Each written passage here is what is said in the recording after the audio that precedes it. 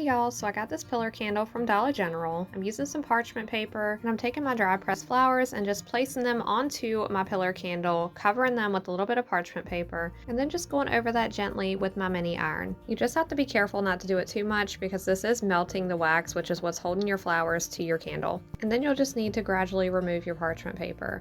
And you'll repeat this process as many times as you want until you have your candle as full as you want of pressed flowers. Another tip is once you remove your parchment paper, you can gently rub over your flowers with your finger because there may be a little bit of wax there just kind of built up on your flowers that you can smooth out, and that would also help seal your flowers to your candle. This little mini iron doesn't have a heat setting, so it's just a one setting that I'm using here, and I'm just going over my flowers gently, just enough to warm up a thin layer of the wax just to seal the flowers to the candle.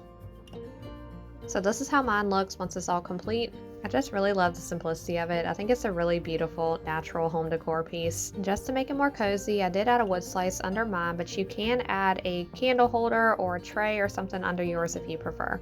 So I really hope y'all enjoyed this video. Let me know if you have any questions in the comments, and thank you so much for watching.